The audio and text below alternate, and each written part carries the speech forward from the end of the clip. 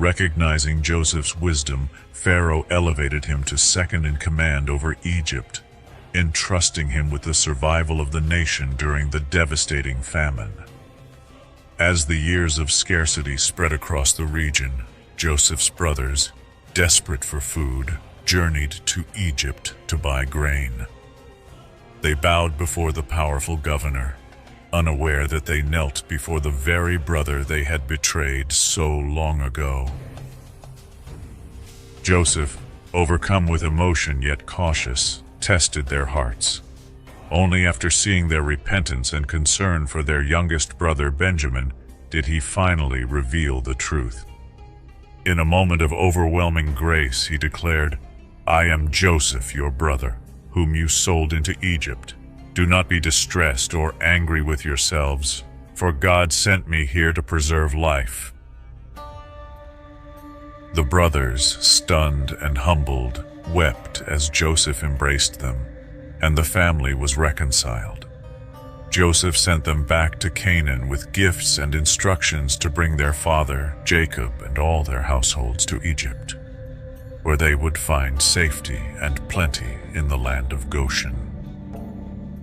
When Jacob, now called Israel, received the news that Joseph was alive and ruler over Egypt, his heart nearly failed with shock.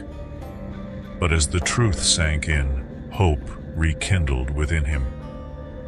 "It is enough," he exclaimed. "Joseph, my son, is yet alive.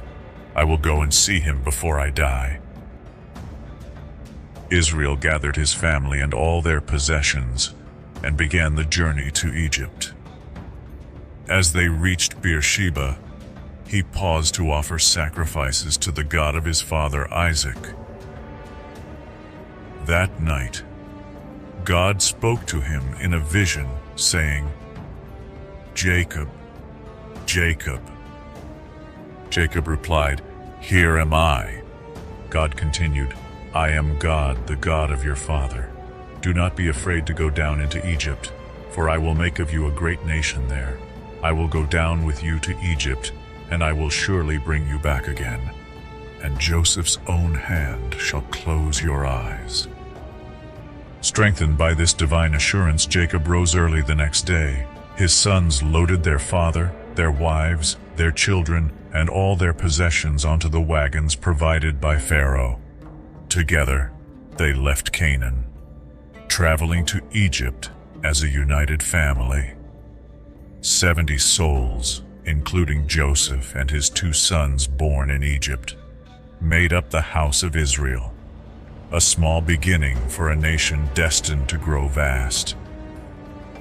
As they neared Goshen, Joseph, eager to see his father, prepared his chariot and set out to meet him. When they finally met, Joseph presented himself to Jacob, falling on his father's neck and weeping for a long time. Jacob, overcome with joy and peace, declared, "Now let me die, since I have seen your face and know that you are still alive." Joseph reassured his father and brothers, saying, "I will go to Pharaoh and tell him, 'My brothers and my father's household, who are in Canaan, have come to me. The men are shepherds.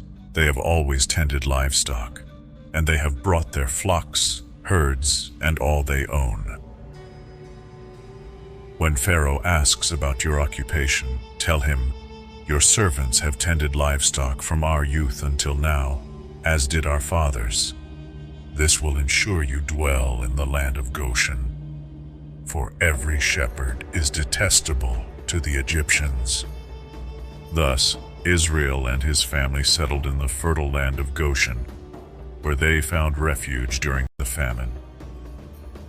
Father and son, separated for so many years, were reunited under God's providential care.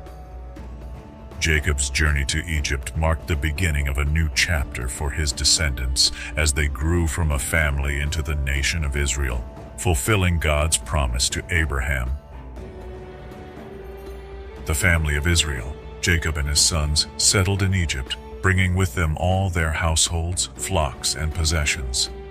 Reuben, Simeon, Levi, Judah, Issachar, Zebulun, Benjamin, Dan, Naphtali, Gad, and Asher all the tribes of Israel, entered Egypt together, totaling 70 souls, including Joseph and his 2 sons, who were already in Egypt. They flourished in their new home, growing in number and strength. As time passed, Joseph, his brothers, and all that generation passed away. Yet the children of Israel were fruitful, multiplying abundantly and filling the land.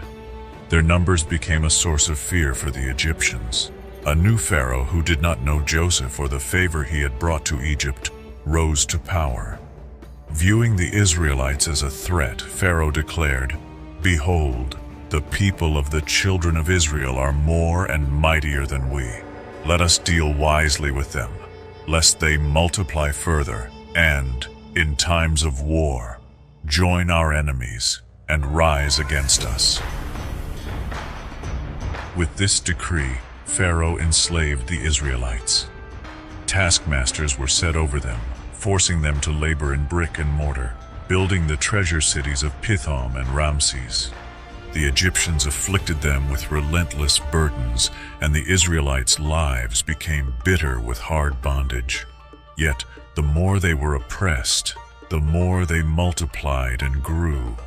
Pharaoh's frustration turned to cruelty as he ordered the Hebrew midwives, Shiphrah and Puah, to kill all newborn Hebrew boys.